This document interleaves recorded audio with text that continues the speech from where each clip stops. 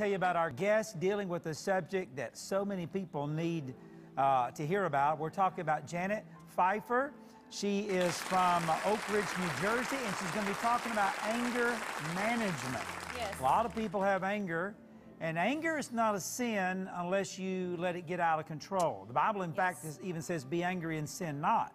Yes. Of course, it's according to what kind of anger and how it's directed. Yes. And Joni, you believe in that verse, don't let the sun go down on your wrath. I do. You're really good about that. So if you and I get into a knockdown, drag out, of course, we don't really do that. Honey, what you're supposed to say is if we just have a slight disagreement. No, this is what Miss Bunny taught me. When we me have and my sweetie, some intense hi, fellowship. Jonesy. That's what it is. That's not very often. When we have some intense fellowship. But when you beat up on me, you're very sweet to get it all resolved before this we go to sleep, beat right? up on you. I never beat up on you. Okay, all right. I'm just teasing. Honey, I'm being, what you call that, sarcasm? You are? Okay. Yeah. Well, tell everybody I don't beat up on you. My sort does not beat up on me.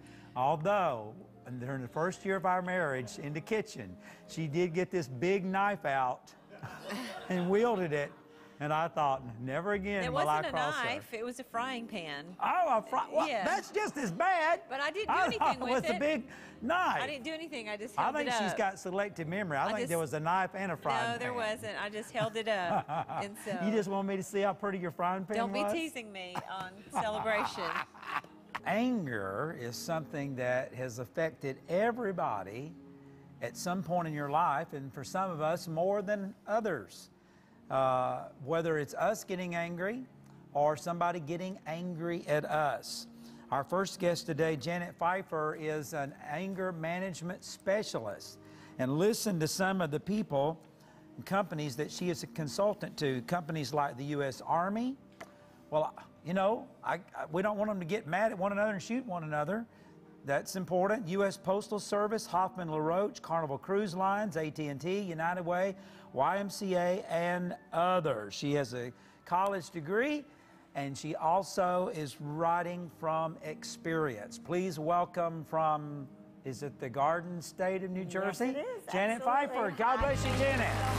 All right. Now, you look too nice to have ever been angry. So, have you ever been angry? Oh, Lord. That's why I do the work that I do, because I actually had a real serious anger issue when I was in my 20s. And unfortunately, it was coming out very inappropriately, and I hurt a lot of people. So I kind of went back to suppressing it. But it really wasn't until much later in my life when I became involved in domestic violence. I'm a survivor. That I really decided that I needed to learn about anger, because it was the one emotion that I really didn't know anything at all about, and it was creating tremendous problems in my life. So I began to study it and research it, and I learned so much that I had never known before, and what I learned and the techniques and the skills that I developed literally transformed my life.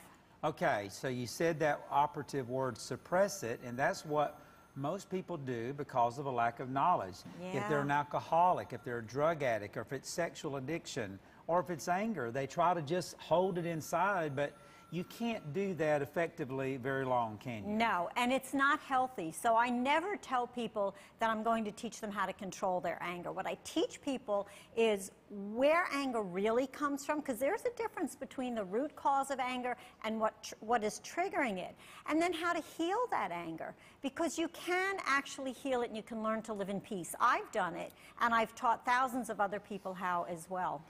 Joni? You know, I think of that scripture that says, be angry and sin not. Right. And so the Lord gave us that emotion. Sure. And there were even times when he got angry, you know, Yeah. with the money changers in the temple and so on and so forth. But for those watching today who say, you know, I just feel something rising up, and before I know it, boom, I am responding in anger. What kind of, I mean, how do you help people overcome this? Give us some of kind of the basic tools that you give them. Okay, well, first I tell people, like you said, that there's nothing wrong with anger.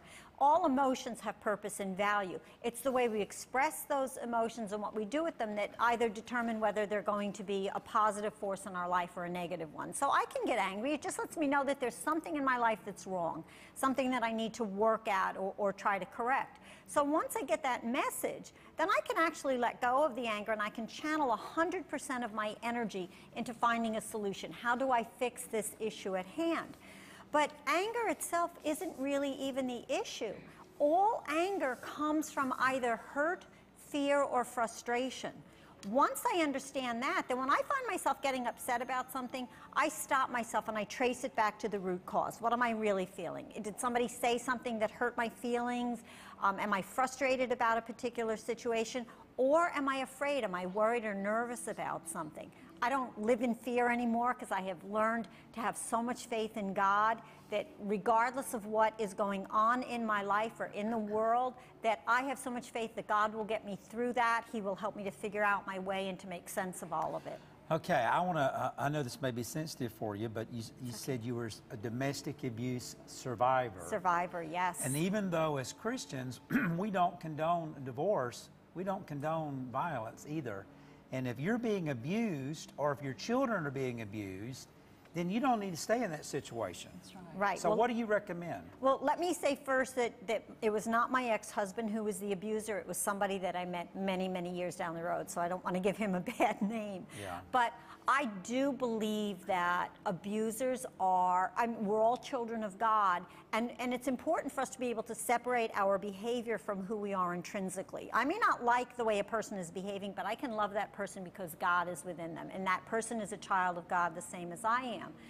I don't recommend that people stay in domestic violence relationships because there's a real threat, and I don't believe that God wants any of us to be mistreated or abused. But what I do is if I'm working with a couple in domestic violence, I have them separate while we work on their individual issues so that they can be safe, so that the children don't have to witness this and grow up and perpetuate the cycle. The woman is not at risk, you know, for being seriously injured, but I really try to help the men, and you know, sometimes it's the reverse too. It's the woman who's the abuser. Yeah, Joni had the frying pan. I heard about that. I don't believe him for a minute. But I just held it up. I did not She just wanted me to see how clean it was. What a good job she did to keep me clean. Yes. All right, now I know one thing that's just huge, and this is probably a Joni question, but on her benefit, I'm going to ask it, and that is that saying of pushing someone's buttons. You talk about in this book how we can keep people from pushing our buttons. Yes. Could you explain that to our viewers? Yeah, absolutely. We inadvertently believe that other people have the ability to make us angry and get us upset. They don't. Okay, people can do what it is they do. I can't control that. But anger comes from thought. All emotions, everything that we feel actually comes from what we're thinking. And I can choose my feelings. So if I see my husband doing something that I wish he wasn't doing, I can choose to think, oh my God, he's just doing that to drive me crazy, like, oh, I just want to choke him. But it's my thoughts about what he's doing now. And I know you've never felt that way about Marcus. My I'm sure every married couple has felt that way about one another at some point. Sure. You know? Sure we do. But look, here's the good news is that I can change the way I look at my husband. I can change the way I choose to think about him. Now, this marriage, my husband and I just celebrated our 14th wedding anniversary. We don't fight. We've had a couple of minor disagreements, but what I've learned in this relationship is to love him exactly the way he is. He has a right to do things in a way that he's comfortable with, to be the person that he needs to be at that moment. It's not my responsibility to try to fix him or change him. So there's no need for me to get angry with him. If he's doing something that maybe is creating a problem for me, I can address it with him and I can say, you know, I wish you would not do that because then it makes things harder for me. But I don't need to be angry with him because he has a right to be who he is. And probably the same thing goes for our children. Absolutely. Because I mean that is a difficult thing if your child's doing something or you know, and you just, like you said, you get to think, and you're in that anger, you know, what are you doing? And, you know, Sure. and I mean, we need to control it with them as well, don't we? Sure. Well, you know what? We have so many expectations of one another. Look at the expectations that we put on our children. How many times have you ever heard a parent say to a toddler, will you stop acting like a baby, grow up and be a big boy? And the child's thinking, but I'm only 3. You know? Exactly. So why do we expect our child to be anything other than who they are? Yes, I need to correct behavior that is inappropriate or maybe detrimental to them, but I can do that just by being firm, by being assertive with a child, which instead of being angry and yelling and screaming at them. Okay, so you talked about how to not let them push our buttons, but how do we not respond in anger when somebody's angry at us?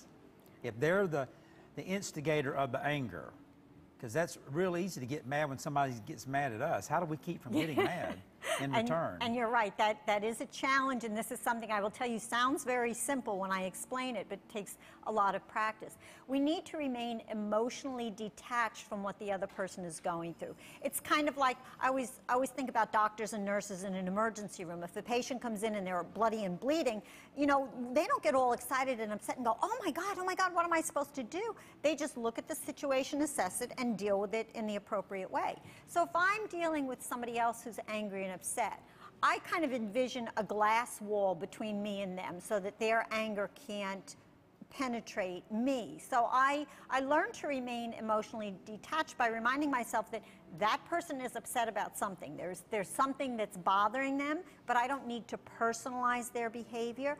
But I can also learn to set boundaries with people, which I have to do all the time because I work with women of domestic violence at a battered women's shelter. So I need to say to them, look, I understand that you're upset, but you need to tone it down, and I'll be more than happy to listen to whatever it is you have to say. So by setting some boundaries and letting people know how I want to be treated, then what happens is usually the other person will calm down a bit, and then we can discuss whatever needs to be handled. Okay, and so what about in the workplace? Because we know that is an area where people are working close together, they're depending on somebody to help get the job done or whatever. And there's opportunities for anger there. What do you say about that? Yeah, well, you know, a lot of this has to do with mutual respect. When we're working in close proximity with others, we need to respect each individual's personalities, their ways of doing things, their rights. We tend to infringe on that a lot. We become very ego-centered, whereas I want it my way, what you're doing is a problem for me. So we have to always take into consideration who the other person is and what works for them. But then we have to learn how to negotiate all of those differences and disagreements that we have, and we can do that without them escalating into fights and arguments. And it simply is about expressing what our needs and desires are.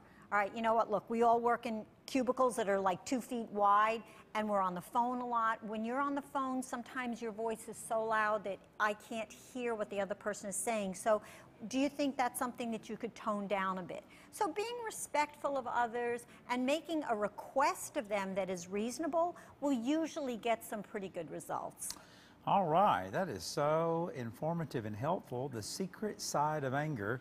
So they can go to the website there and they can get the book there or order it off of Amazon.com, yes, I suppose? They could order it right from my website, PfeifferPowerSeminars.com. They can get it from Amazon or any of the major booksellers. And so you're available to speak at businesses or churches or civic groups or whatever on this subject? Any organization, any business, any church, I'm willing to speak at.